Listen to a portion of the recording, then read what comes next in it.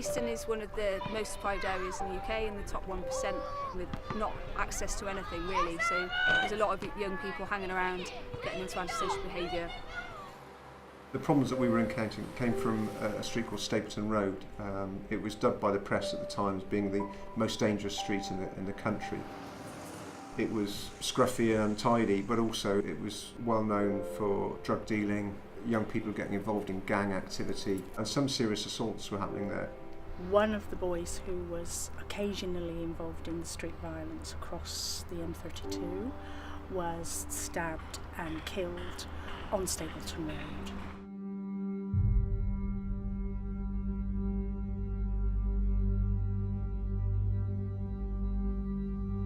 I don't know the ins and outs, but there's a rift between St Paul's and Easton.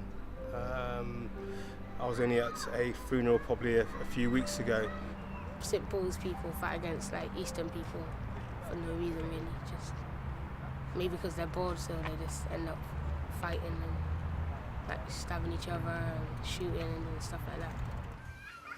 After a little bit of consultation in the area and getting in touch with Becca from Access Sport, we found out that the young people just wanted somewhere to go and kick a ball around. It wasn't anything more complicated than that.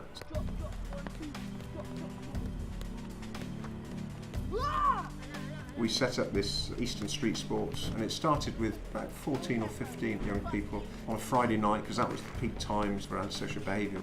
Easton Street Sports brought something to them. It brought the sports to them on the street. A guy walked by who had a lot of experience and knowledge around the game of football and said, I would quite like to take part. A guy by the name of Bonnie Brown, and he is absolutely a legend. I'm not just a coach. I see myself as a role model. I see myself as a mentor and someone they can knock on my door and speak to. Bonnie helps me with working on respect for other players and respect in the game. Help me like not to get into fights. It's not just like football, you can talk to them about anything really. Since we started, the crime and antisocial behaviour levels have dropped by about 35%. Because they learn about teamwork, about honesty, about work, about respect for each other, then they have different aspirations of what they want to achieve in life, and of course that's a really positive thing for us. You know, their life chances are so much greater by taking that route rather than going into crime. 13 to 14 is the age in which I think the boys can drift into and get into trouble. I'm confident that Eastern Street Sport will make the difference.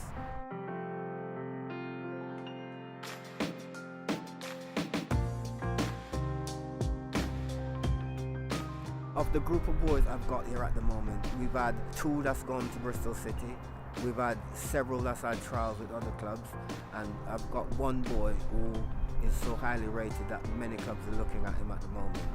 But of course, you know, you need funding and you need some structural support, and that's where Access Sport was so vital.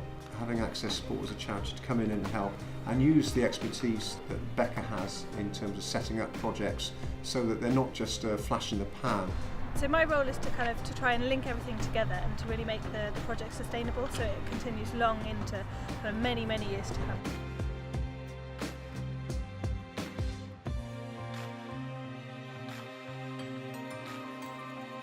The local authority budget for children and young people has been slashed, and that's why I think that Access Sport have got a big part to play, because there's a real gap to be filled. It's really important that Access Sport get more funding to help communities such as ours.